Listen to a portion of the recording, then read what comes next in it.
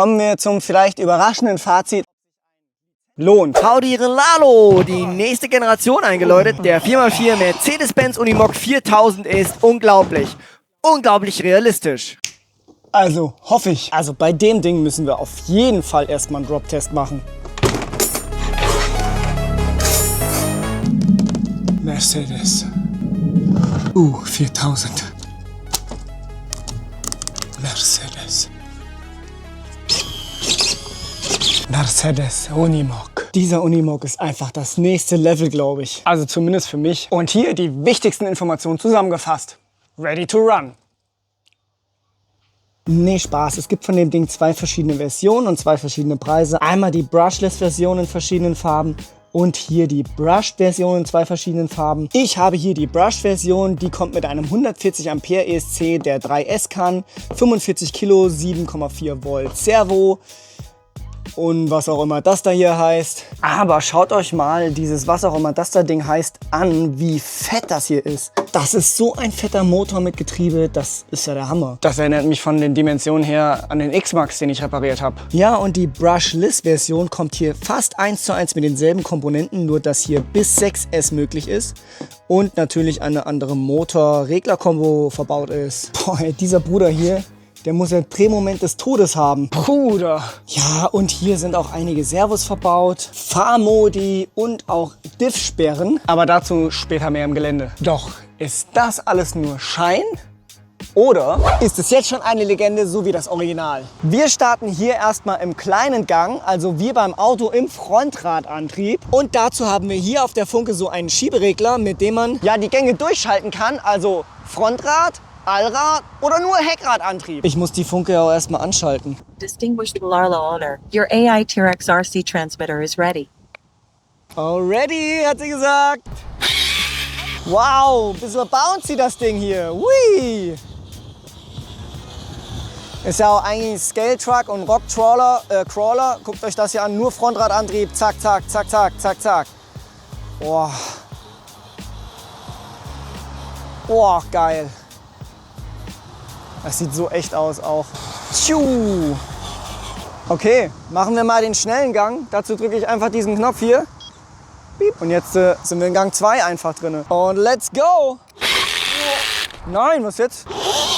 Aha, vielleicht war der Gang einfach nicht richtig eingerastet. Ich mache jetzt einfach nochmal so einen Powerstart. Jawohl! Oh, er ist schon doppelt so schnell, mindestens. Ach du Heiland!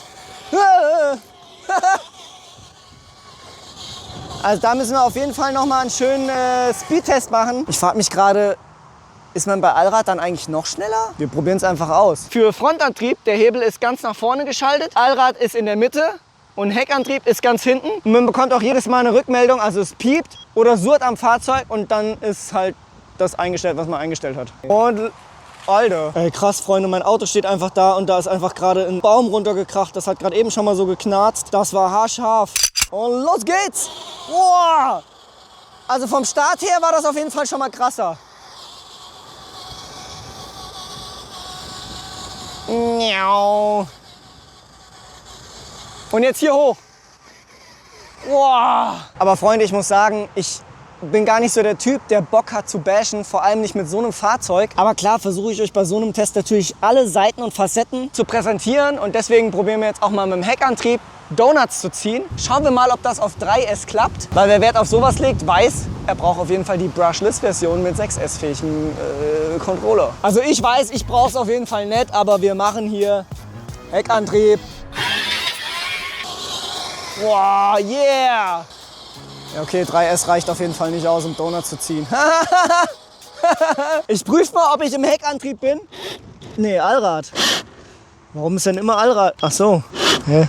Okay, Freunde, ich habe das jetzt irgendwie probiert mit An- und Ausmachen oder so, aber anscheinend hat sich ein Servo verabschiedet und wir haben nur noch Allrad. Egal, was ich mache, es ist immer Allrad an. Naja, aber immerhin ist es dauerhaft Allrad, also das ist schon mal besser als nur Vorder- oder Hinterachse. Muss ich aber trotzdem reklamieren. Aber bisher hat der Support mich von Relalo eigentlich nicht enttäuscht, von daher sehe ich da absolut gar keine Probleme. Kann ja immer mal was passieren. Das Auto ist übrigens im Maßstab 1:7. Und bevor wir zu einem ganz anderen Maßstab von Relalo kommen, machen wir erstmal einen Geschwindigkeitstest und laut Anleitung soll er im Gang 1 7 km/h fahren Und Gang 2 bei 3S 13 km/h. GPS-Sender liegt genau da und fahren in Gang 1 volle Pulle los. Yeah! Und haben 6 km/h. Wow, 1 km/h weniger als eine Anleitung. Dann prüfen wir das Ganze jetzt in Gang 2. Ist drinne.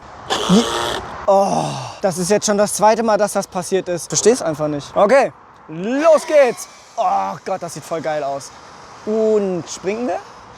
Ui, ui. Oh. Und wir haben 12 km/h. Gut, plus minus 1 km/h bei beiden Gängen ist verkraftbar. Und wobei Relalo, Yes, I'm here. vielleicht habt ihr es gehört, richtig krasse neue Maßstäbe setzt, ist der Sound. Der ist nämlich in der Funke. Denn über die Funke kann man dem Unimog Befehle geben. Hey Lolo, Yes, I'm here. turn off all lights. Turn on hazard lights. Hey Lolo, I'm listening. turn on wipers. Hey Lolo, Yes, I'm here. lock front differential. Hey Lolo, I'm listening. unlock front differential. Differential unlocked. Lock front differential. Differential lock. Der Befehl funktioniert. Also, wie das bei Frauen eben so ist, manchmal haben sie bei Technik halt einfach keinen Bock. Also die meisten Befehle funktionieren nicht. Going to sleep now. Eh. Just call me if you need anything. Geh mal to sleep now, genau. Ich bin alle Befehle durchgegangen, es funktioniert also 2, und zwar nur die Differentiale zu sperren oder zu entsperren.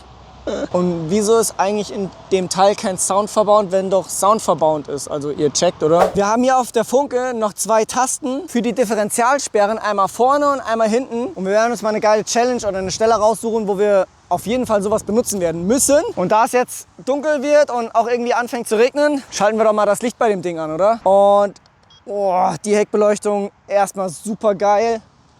Und schaut euch hier vorne das Licht an. Ich glaube, das da ist der originalste Part an diesem ganzen Gerät hier. Oh, jetzt fängt es auch noch an zu gewittern, Freunde. Uiuiuiui. Oh, geil. Wir werden hier den schönen Abhang runterfahren und dann auch mal versuchen, ob wir auch hochkommen. Oh, wie geil der hier bremst. Guck mal. Hier seht ihr auch mal, was das Teil für eine krasse Bodenfreiheit hat. Also hier schleift noch gar nichts. Oh, ob der sich hier halten kann, frage ich mich. Guckt euch an, wie schief das ist. Oh, Abgang! Wir schlagen hier voll ein.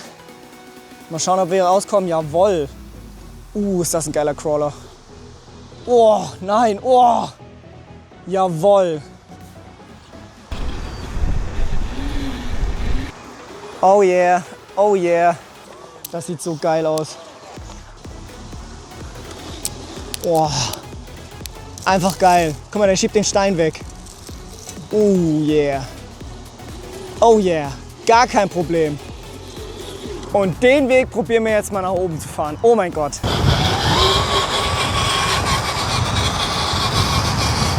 Also ein Wendekreis hat das Ding aber nicht wie ein Panzer. Der ist ein bisschen groß, der Wendekreis. Ich habe die Differentialsperren jetzt auf jeden Fall mal deaktiviert. Und mal gucken, wie weit wir kommen.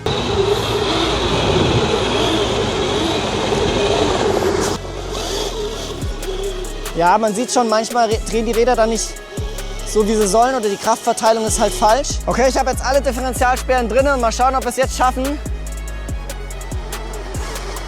Oh yeah! Und jetzt kommt die absolute Schwierigkeit. Einfach voll Stoff, glaube ich. Oh! Oh yeah! Oh yeah! Nein, komm schon, komm schon! Oh Gott! Okay, Freunde, das war ein bisschen zu wild, würde ich sagen. Aber dieser Umkipper war eine gute Überleitung zum nächsten Punkt, den ich euch zeigen wollte. Und zwar die Materialien, die hier verbaut sind. Guckt euch den Spiegel an. Man kann hier wirklich alles drin sehen. Und das, guck mal hier, beim Dumper wäre das Ding auf jeden Fall jetzt abgebrochen. Hier passiert einfach gar nichts. Genauso wie auch hier die Fußbretter, das da hier, die Fender hier. Also diese Plastikteile hier, egal wo hier was verbaut ist einfach alles super beweglich und stabil. Also es geht halt einfach nicht, also es wird nicht so schnell brechen. Aber dann trotz dieses Plastik, diese Detailreichität hier, schaut, das Lenkrad bewegt sich, da im Cockpit ist Licht an. Nur die Türen, die gehen nicht auf. Und da es ja regnet, ihr seht es hier auf dem Motorhaube und der Scheibe, müssen wir auch mal die Scheibenwischer hier anmachen. Boah, schaut euch das an. Aber wir machen sie auch mal wieder aus, weil ich habe Angst, dass da die Scheibe verkratzt. Und schaut euch mal hier das Unterteil an. Hier ist nämlich einiges aus Metall. Diese ganzen Verstrebungen hier, das ist alles Metall.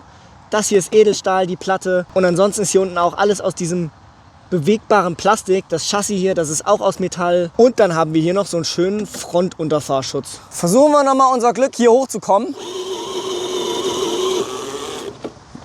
Was ist denn das? Oh yeah! Woo! Oh, Freunde, es ist echt krass, dass dieses Schiff hier es da hochgeschafft hat. Ich meine, schaut einfach mal, wie groß das Ding hier ist. Wiegt bestimmt so 11, 12 Kilo. Boah. Also ein Crawler-Vergleich muss mit diesem Ding auf jeden Fall stattfinden. Und wisst ihr, was wir noch für einen Vergleich machen müssen? Oh Freunde, hier kommt jetzt ein sehr harter Cut und auch meine anfängliche Euphorie wurde hart gekappt. Real Talk, nachdem die Kamera aus war und wir zum Auto gefahren sind, ja, ließen sich die Gänge plötzlich wieder nicht richtig schalten und zusätzlich haben dann noch die Differentialsperren rumgezickt. Nee, Freunde, ich wollte euch das jetzt gerade zeigen und nochmal demonstrieren, dass es wirklich nicht funktioniert und wie auf Stichwort, ich habe hier frische Batterien eingelegt, das Ding ist brandneu, Funke geht einfach nicht mehr an, einfach tot. Und die hat sich beim Videodreh auch 2, 3 oder 4 Mal einfach ausgeschaltet. Mit frisch ausgepackten Batterien einfach ausgeschaltet. Na, wenigstens der startet noch. Ja, ist ja auch scheißegal. Auf jeden Fall, wir sind hier absolut keine krassen Sachen gefahren, haben überhaupt nicht übertrieben und es gab einfach 4, 5 Probleme oder Defekte, nenne ich es mal. Die dürfen einfach nicht passieren. Ich weiß nicht, ob man hier von einem klassischen Montagsmodell sprechen kann, denn von anderen Kollegen habe ich sowas bis jetzt noch nicht gehört oder gesehen. Aber um das Ganze mal kurz zu machen, trotz des guten Supports von Relalo, die hatten mir da was angeboten, wird es für mich leider kein Umtauschmodell oder eine andere Lösung geben, als dieses Ding hier natürlich zu retournieren.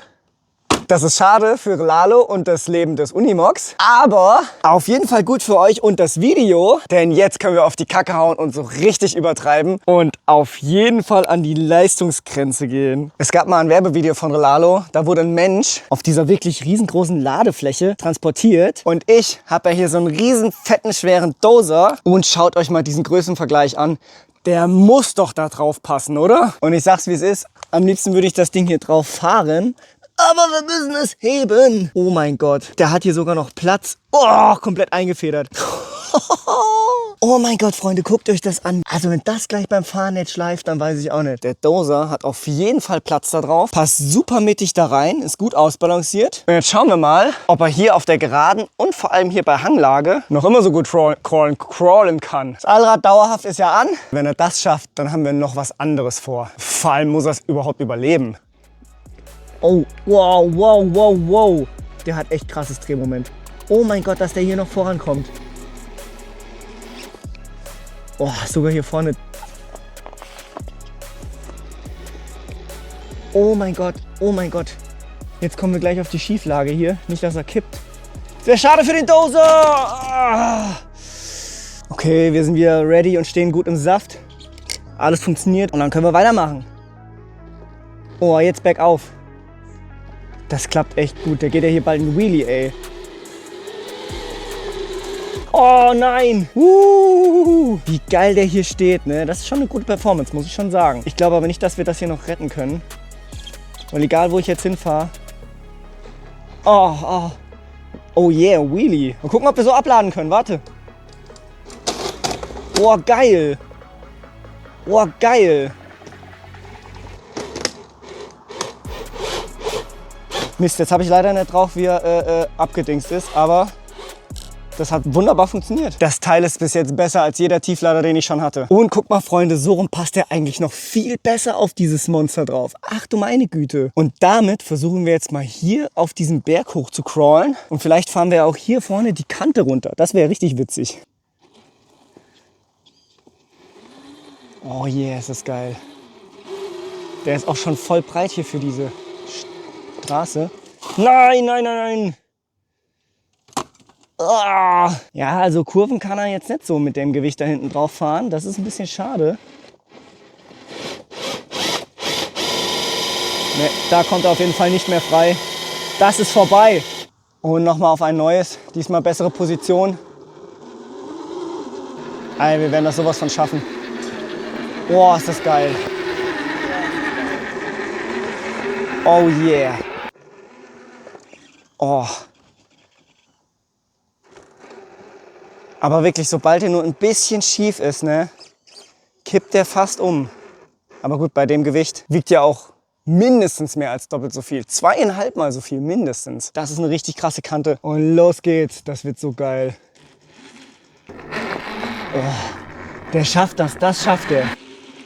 Geil, geil. Alter, geil. Guckt euch an, wie der hier schön runterkriecht. Mega. Boah, ist das geil. Also ich muss schon sagen, das macht er jetzt wiederum auf jeden Fall geil, ey. Habe ich schon gesagt, dass es geil ist?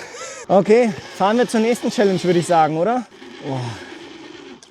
Als letzte Challenge, bevor das Ding zurückgeht, werden wir mal schauen, ob der eine realistische Chance gegen mein schwächstes und leichtestes Gerät hätte, dem Radlader. Ach so, im Tauziehen natürlich. Boah, Freunde, ich habe das so geil hier festgemacht. Schön die Anhängerkupplung hier benutzt, da habe ich es reingehängt. Das ist richtig geil. Also ich glaube auf jeden Fall, dass der eine Chance gegen den Radlader hat. Der hat so viel Power, aber ich glaube, das Gewicht wird fehlen. Okay, Freunde, die Motoren sind an, zumindest die angehen. Auf die Plätze, fertig. Ich gebe erstmal nur Gas. Und los! Oh, ist ein bisschen schief, aber ich habe eine Chance. Geil. Zieh mich mal. Nein, der Radlader hat keine Chance oder was? Auf dem Untergrund zumindest, der ist auch locker, ne? Okay, ich steig wieder ein. Gibst du Gas? Komm, du musst Gas geben, Mann. Das ist ein Tauziehen. Okay, stopp. Wir schalten jetzt beide in den Gang 2. Volle Leistung, 3, 2, 1, los. Ja, krass. Aber du kannst mich auf jeden Fall wegziehen. Hör du mal auf. Mach dich, ja.